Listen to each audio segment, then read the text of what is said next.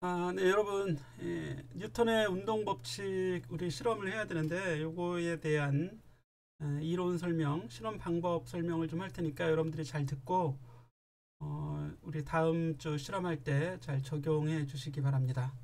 자, 교재는 오히려 우리 작년까지 봤던 교재가 잘 나와 있는 것 같아서 요거 가지고 보도록 하는데 여러분 교재하고 다 동일하기 때문에 그냥 봐도 되겠습니다. 여기 이제 우리가 사용하는 기구가 여기 이렇게 이제 나와 있어요. 이게 이렇게 이제 직선 무마찰 실험 장치 이런 장치가 있고 여기다 조금 이따 우리 여러분 실험실에 실제 배치되어 있는 영상도 좀 보여주도록 하겠습니다.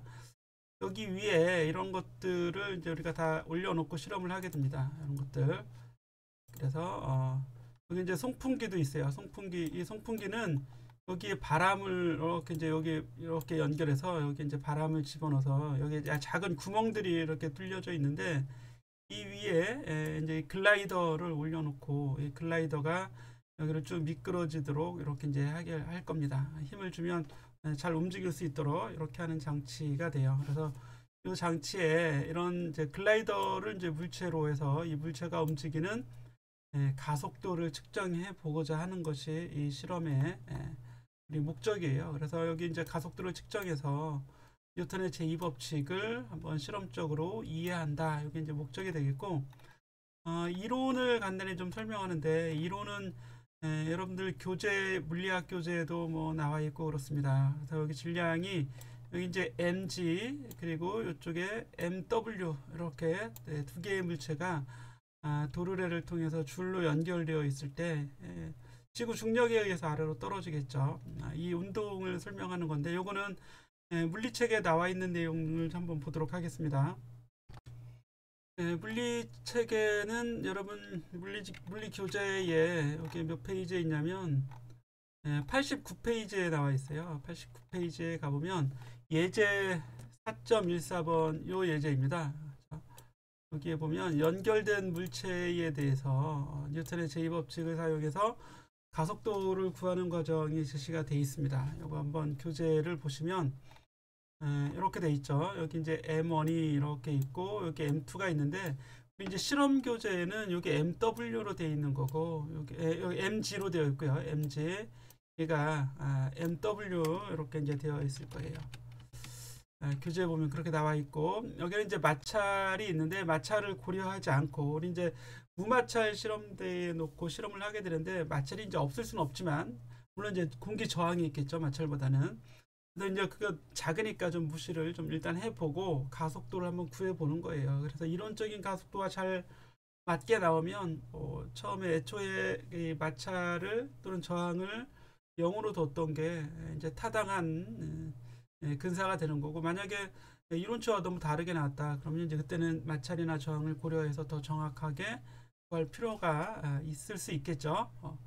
어쨌든 이렇게 해서 가속도를 보게 되면 가속도가 이렇게 나옵니다. m1 더하기 m2분의 자 마찰이 없다면 이게 이제 이렇게 삭제돼서 m1 더하기 m2분의 m2g가 나오죠. 그래서 m2에 비례하는 형태가 돼요. M2라고 하는 건 요 매달려 있는 물체의 질량이고 요거는 이제 실험할 때는 MW가 되는 겁니다. 그래서 MW에 비례하는 형태로 가속도를 구해낼 수 있게 되고 그래서 실제는 이제 여러분들의 질량을 여기 M1의 질량, M2의 질량 그리고 M2의 질량을 다 재서 여러분들이 선택을 해서 그런 가속도가 나오는지를 확인하는 겁니다.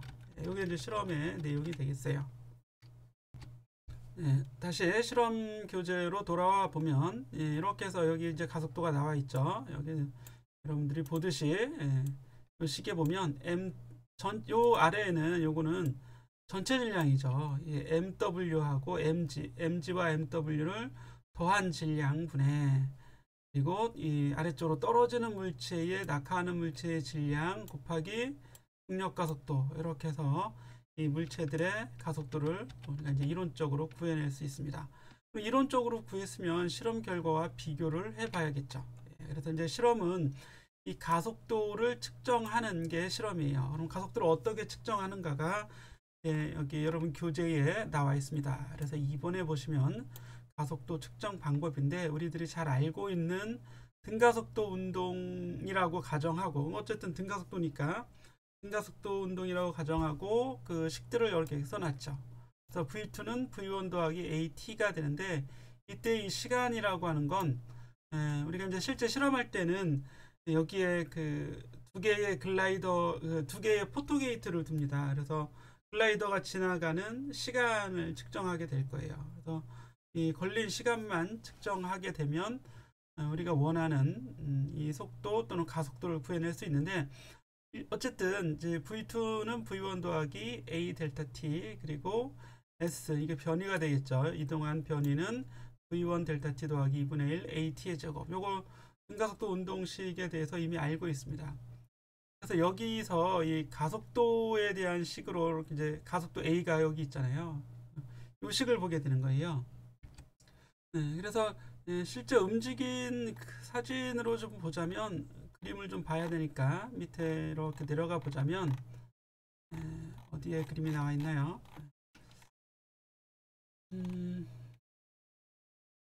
여기에는 좀 잘 안 나와 있네요. 잘 안 나와 있으니까 제가 그림을 실제 실험 장치 그림을 보면서 설명을 하겠습니다.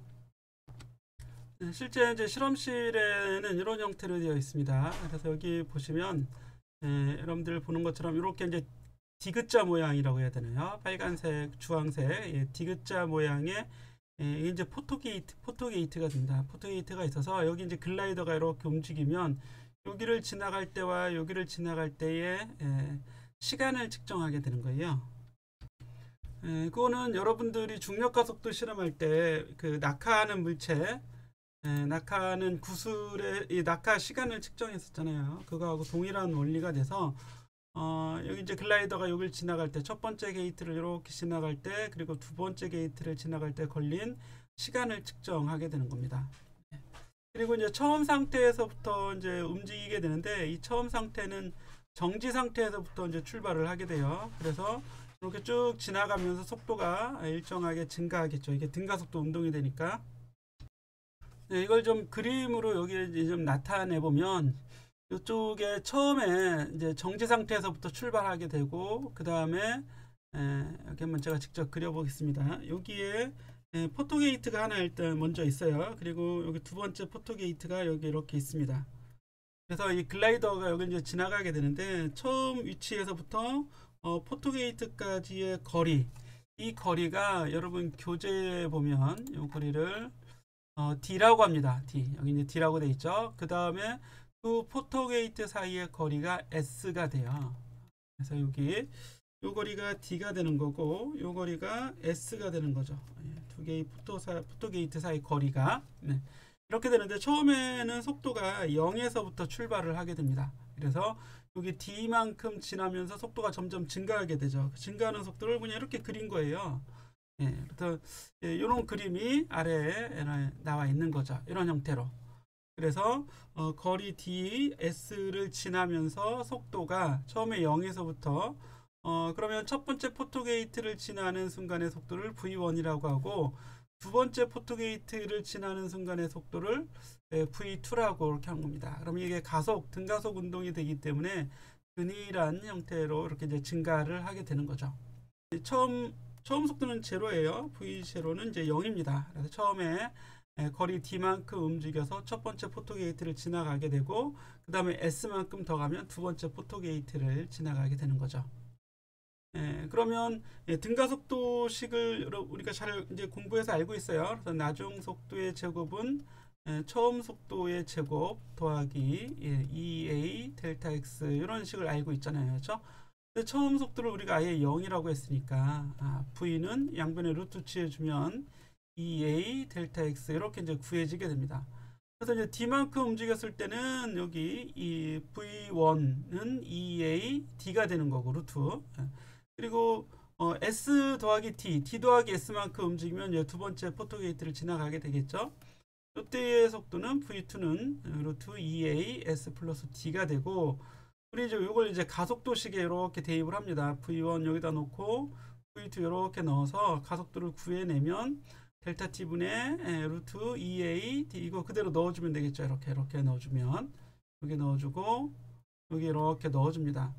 그러면 양변에 다 델타 A, 델타 A가 들어있으니까 루트 A가 다 들어있어요. 여기에도 A가 들어있고 여기도 A가 이렇게 들어있잖아요. 양변을 루트 A로 아예 나눠주면 루트 A는 좌변이 루트 A는 우변에 루트 A 나눴으니까 그냥 이대로 나오게 되겠고 이 양변 제곱해버리면 A 값을 이렇게 구해줄 수 있습니다. 그래서 가속도를 우리가 구할 수 있어요. 여러분들이 하는 일은 여기 시간을 측정하는 거고 여기 t, s, t 요거만 측정해서 여기 대입해 주면 되겠죠.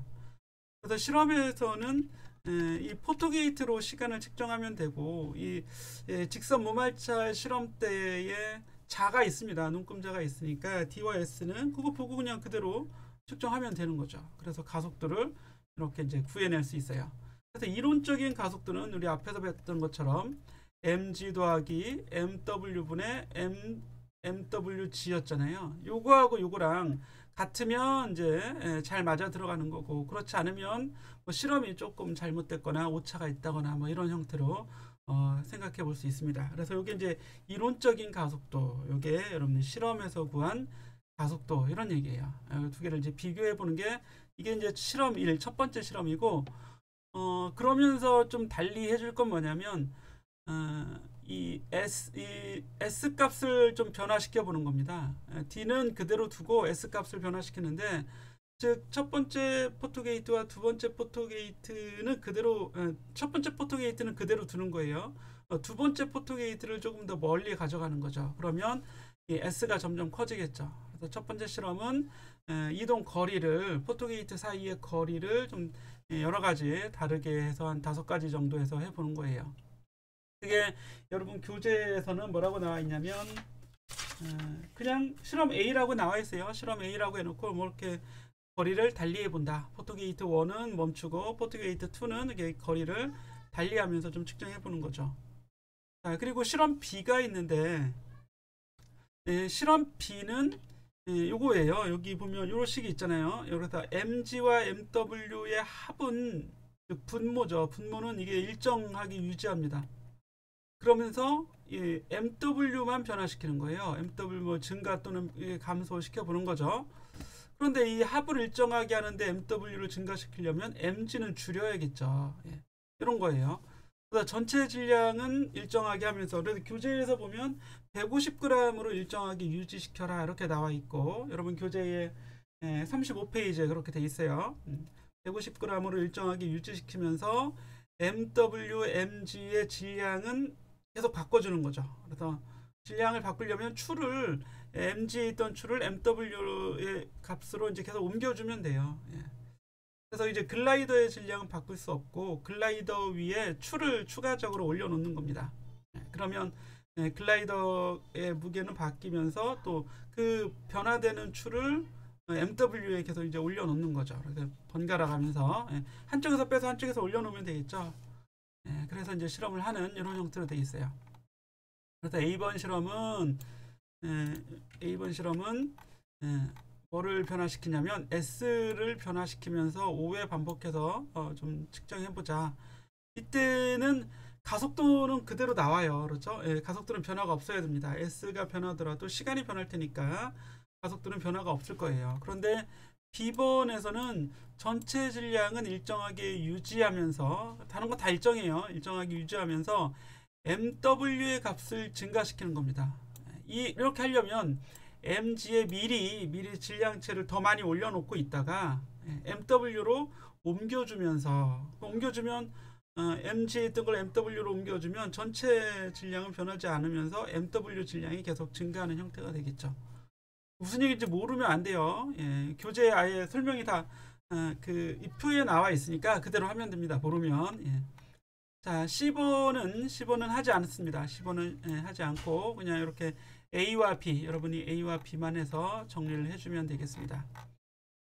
그러면 이 결과를 보자면 이렇게 S를 변화시키면서 가속도를 이렇게 이제 측정해 보는데 이론적인 가속도는 이렇게 나와 있고 실제 여러분들이 측정한 가속도는 이게 이제 측정 가속도가 되는 거죠. 교재에 나와 있는 것처럼. 이렇게 해서 이 값이 일정하게 나오는지 평균도 구해보고 역시 이제 표준 편차, 표준 오차 이것도 이제 구해봐야겠죠. 그리고 B번 실험에서는 전체 질량을 일정하게 유지하고 여기 MW의 추의 질량을 변화시키는 거죠. 이렇게 얘를 변화시킵니다. 그래서 이거는 우리 교재에 보면 이 질량이 얼마냐면 이게 스몰 m이죠. 그래서 50에서부터 130까지 증가시키는데 이게 조금 이렇게 하면 되게 빨라요. 너무 빨리 지나가서 좀 어려울 수도 있는데 뭐 교재에 나와 있는 대로 일단 그래도 시도를 해봅시다. 50, 70, 90 계속 이렇게 증가시켜 나가는 거죠. 그러면서 역시 이제 이론적인 가속도랑 이건 각각의 오차를 다 구해보는 거예요. 물론 평균하고 이런 게 아니라 왜냐하면 가속도 자체가 계속 달라지는 건데요. 그럼 이런 건 그래프로 그려볼 수 있죠. MW가 증가하면서 이게 이제 직선 그래프를 나와야 돼요. MW를 비례할 테니까. 그래서 비례하는 직선 그래프가 나오는지 이건 여러분들이 엑셀 그래프를 그려서 한번 확인을 꼭 해보시기 바랍니다. 자, 그리고 그 기울기도 보면 기울기가 어떻게 되겠어요? 요게 이제 기울기가 요 값이 나오겠죠. 기울기 MW에 대한 기울기니까 mg 더하기 mw분의 g가 되겠죠. mg 더하기 mw분의 g. 요걸 y축이라고 하고 요걸 x축이라고 두면 여기 mg 더하기 mw분의 g가 이제 기울기가 나와줘야 됩니다. 그래서 추세선을 그려서 그런 값이 나오는지도 한번 확인해 보는 게 좋겠네요. 이렇게 해서 우리 뉴턴의 운동 법칙에 대한 실험 오리엔테이션을 마치고 다음 실험이 바로 역률 측정 실험이 됩니다. 이것도 계속 해보겠습니다.